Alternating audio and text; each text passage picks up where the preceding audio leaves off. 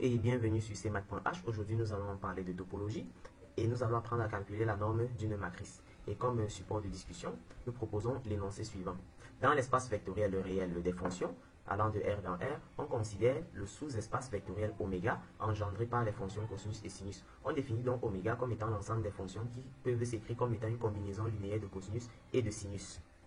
Ensuite, pour tout f pris dans oméga, on définit f1 qui est une fonction qui a x associé exponentielle de x intégrale allant de x à plus l'infini de exponentielle de moins t dt. Et premièrement, on va montrer que la transformation qui a f associée xi de f qui est égale à f1 est une application linéaire de oméga dans oméga. Ensuite, on nous demande de donner la matrice de psi relativement à la base de oméga constituée des fonctions cosinus et sinus. Troisièmement, on nous demande de déterminer la norme infinie. On munit oméga de la norme infinie de f, d'accord? Et on nous demande de déterminer une constante k strictement positive pour que lorsqu'on prend f dans oméga, on puisse avoir la norme infinie de f1 qui est inférieure ou égale à k, norme infinie de f. Et quatrièmement, pour f pris dans oméga, on définit par récurrence la suite telle que fn, soit fn plus 1, soit égal à psi de f, et que f1, autant pour moi, soit égal à psi de f, et fn plus 1 soit égal à psi de fn. On veut étudier l'existence, d'accord, et la limite de ces fonctions-là, de cette suite, autant pour moi, relativement à la norme définie sur oméga. Alors, comment est-ce qu'on fait? Premièrement, on va d'abord montrer que psi est bien défini, c'est-à-dire on va montrer que cette intégrale est convergente. Pour cela, on va d'abord prendre les fonctions de base, c'est-à-dire cosinus et sinus. Parce que si on réussit à le faire pour les fonctions de base, cosinus et sinus, ce sera évident, puisque toutes les fonctions de cette famille s'écrivent comme combinaison linéaire de cosinus et sinus. Alors, on va poser une fonction g qui serait égale à psi de cosinus appliquée à x. Donc, ce sera exponentielle de x, intégrale de x à plus l'infini de exponentielle de moins t cosinus de t dt. Et h sera psi de sinus, et qui sera définie de la même façon. Alors, on sait que la valeur absolue de cosinus de t est inférieure ou égale à 1. Donc, exponentielle de moins t cosinus de t en valeur absolue est inférieure ou égale à exponentielle de moins t. Et si on fait passer l'intégrale, on va trouver que on a cette quantité qui est inférieure ou égale à intégrale allant de x à plus l'infini de exponentielle de moins t dt qui est égale à exponentielle de moins x. Lorsqu'on multiplie donc par exponentielle de x, comme ici, on se rend compte que ça nous donne 1 qui est une valeur finie. De même, lorsqu'on prend valeur absolue de exponentielle de moins t, sinus de t, et qu'on fait les mêmes transformations, on trouve également qu'on a une intégrale qui est finie. Alors la conclusion qu'on va tirer, c'est que h et g sont bien définis. Pourquoi? Parce que lorsqu'on calcule ces intégrales, ça nous donne des valeurs finies, c'est-à-dire ces intégrales sont convergentes. Alors, on va prendre un f maintenant dans oméga. Puisque f est dans oméga, f peut s'écrire comme combinaison linéaire de alpha, cosinus et bêta, sinus. Et donc, psi de f appliqué à x sera donc exponentielle de x intégrale de x à plus l'infini de exponentielle de moins t alpha cosinus de t plus bêta sinus de t. On va appliquer ici la linéarité de l'intégrale, pas la linéarité de psi, mais la linéarité de l'intégrale. Et voir que lorsqu'on fait éclater cette somme, on distribue l'intégrale, on se rend compte directement qu'on aura ici alpha g plus bêta h, tel qu'on l'a défini précédemment. Et comme g est bien défini, h est bien défini, cela veut dire que psi de f est bien défini. Parce qu'on a ici une combinaison linéaire de fonctions bien définies, donc c'est une fonction bien définie. Maintenant, on va montrer que psi de f est dans oméga. Pour cela, on prend f dans oméga, et comme on veut utiliser le g et le h que nous avons défini précédemment, qu'est-ce qu'on va faire? On va essayer de calculer explicitement g en fonction de h. Et pour cela, on va faire une intégration par partie. En posant u égale à exponentielle de moins t, v' égale à cosinus de t, ça va donc nous donner u' égale à moins exponentielle moins t, et v sera égal à sinus de t. On va donc faire le produit de u fois v pour appliquer notre intégration par partie. Naturellement, on a le exponentiel de x qui reste dehors.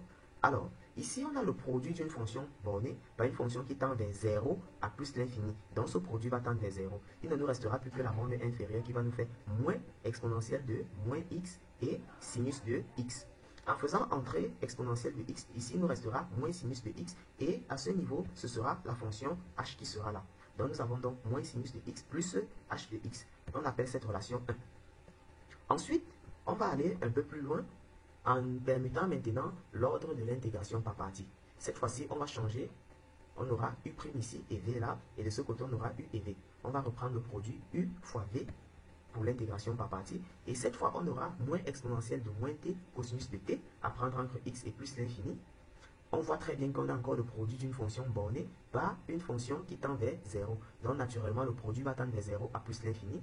Et à cause du moins ici, il nous restera exponentielle de moins x cosinus de x. En faisant entrer le exponentiel, on aura naturellement à ce niveau cosinus de x. Et lorsqu'on fait entrer ce exponentiel ici, on aura moins h de x. On appelle cette relation 2. On voit très bien qu'en mettant les relations 1 et 2 ensemble, on trouve que g de x est 1 demi de cosinus x moins sinus x. De même, on voit que h de x est 1 demi de cosinus x plus sinus x. Donc, g et h sont dans oméga, parce qu'ils sont combinaisons linéaires de cosinus et de sinus.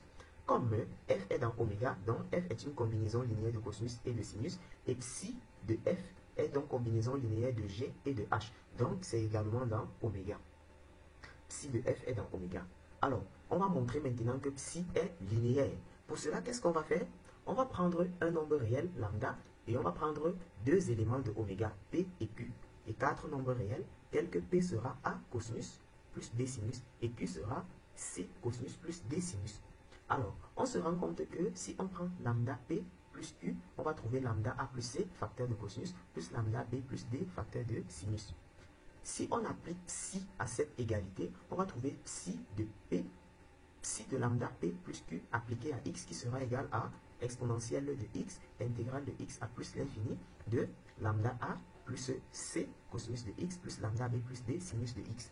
À nouveau, on va appliquer la linéarité de l'intégrale et on va regrouper les quantités qui dépendent de lambda entre elles, comme à ce niveau par exemple. On applique donc à ce niveau, on va regrouper les quantités qui dépendent de lambda, comme ici, et on pourra mettre lambda en facteur.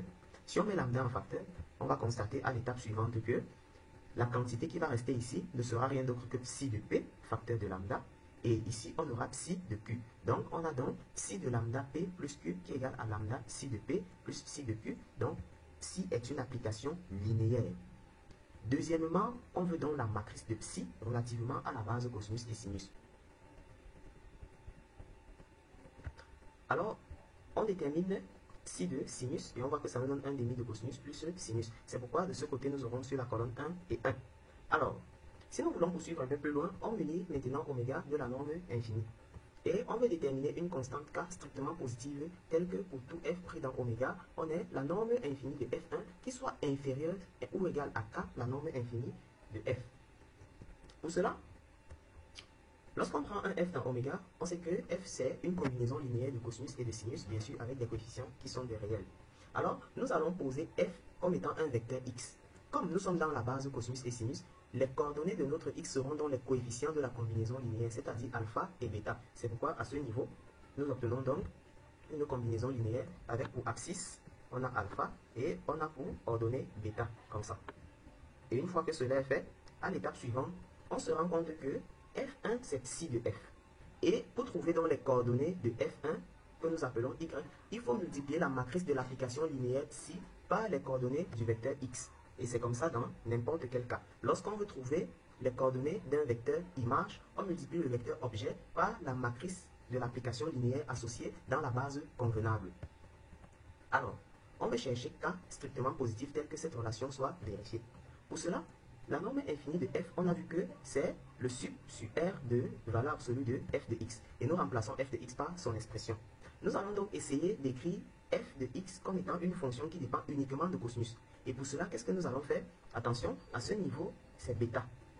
Ce n'est pas alpha, à ce niveau, c'est bêta. Merci. Alors, nous allons factoriser par racine carrée de alpha carré plus bêta carré. Et nous obtenons donc alpha sur racine carrée de alpha carré plus bêta carré cosinus. Et pareil de ce côté avec sinus. On constate que si on fait la somme de ce coefficient au carré plus celui-ci au carré, on obtient 1. Donc ce coefficient est le cosinus d'un certain angle θ et celui-ci est le sinus du même angle. Et donc si on applique donc les règles de trigonométrie, on trouve directement qu'à ce niveau nous avons racine carrée de alpha carré plus bêta carré, facteur de cosinus de x moins θ. Alors, si on prend donc la norme infinie de f, qui est dans le sup sur r de racine carrée de alpha carré plus bêta carré, cosinus de x moins θ, on va voir que le sup, la valeur la plus grande que cosinus peut prendre, c'est 1. C'est pourquoi, en fin de compte, cette norme sup nous donne donc racine carrée de alpha carré plus bêta carré qui correspond à la norme 2. À l'étape suivante, on cherche la norme infinie de f1 qui est la norme de y2. On a vu que y, qui est la norme 2 de y, autant pour moi. On a vu que y, pour l'obtenir, on multiplie la matrice de psi par le vecteur colonne x qui est le vecteur objet. Alors, on se rend compte que le produit de ces deux normes est inférieur ou égal à la norme 2 de la matrice M fois la norme 2 du vecteur x. Cela voudrait dire que la norme infinie de f1 est inférieure ou égale à la norme de la matrice M fois la norme infinie de f. Or, on sait que la norme 2 de la matrice M n'est rien d'autre que le sup sur les vecteurs x de norme 1 de la matrice mx. Et on voit très bien comment est-ce qu'on peut calculer mx. C'est le produit du vecteur colonne x par la matrice de M. Ça nous donne un demi de alpha plus bêta et bêta moins alpha en ordonnée. Ensuite, on calcule donc la norme 2 de ce vecteur. Ça nous donne donc un demi racine carrée de alpha carré plus bêta, le tout au carré, plus bêta moins alpha, le tout au carré. Bien sûr, c'est le sup sur les vecteurs de norme 1. Alors, lorsque nous calculons ici, nous obtenons alpha carré plus bêta carré. Ici, nous avons aussi alpha carré plus bêta carré. Et nous avons plus 2 alpha bêta. Et de ce côté, à cause du moins, nous avons moins 2 alpha bêta qui vont s'annuler. Et il nous restera 2 facteurs de alpha carré plus bêta carré. Et comme nous sommes sur la norme des vecteurs de norme 1, c'est-à-dire alpha carré plus bêta carré égale à 1, nous obtenons donc le sup qui sera racine carrée de 2 sur 2. Et nous appelons donc cette constante k et nous voyons qu'elle est strictement positive. Ainsi, nous pouvons conclure que la norme infinie de f1 est inférieure ou égale à racine carrée de 2 sur 2, norme infinie de f. Maintenant, à la question 4, on a défini une suite par sa formule de récurrence et on a f1 qui est psi de f et fn plus 1 qui est égal à psi de fn. Alors, on va étudier l'existence et la limite de cette suite relativement à la norme définie sur oméga. Pour cela, on va partir du fait que la norme infinie de f1 est inférieure ou égale à racine carrée de 2 sur 2, norme infinie de f. Or, f1, f de n plus 1, c'est psi de f. Alors, cela voudrait dire que la norme infinie de fn plus 1 est inférieure ou égale à racine carrée de 2 sur 2, norme infinie de fn. En appliquant la relation de récurrence, on va trouver en fin de compte que la norme infinie de fn est inférieure ou égale à racine carrée de 2 sur 2 à la puissance n moins 1, norme infinie de f1. Donc, comme racine carrée de 2 sur 2 est strictement inférieure à 1, alors sa limite à la puissance n moins 1 tend vers 0 à l'infini. On voit très bien que la limite quand n tend vers plus l'infini de la norme de fn, la norme infinie de fn tend vers 0, donc fn converge vers 0 pour la norme définie sur oméga, c'est-à-dire la norme de convergence uniforme. C'est donc ici que s'arrête notre exercice. À la prochaine.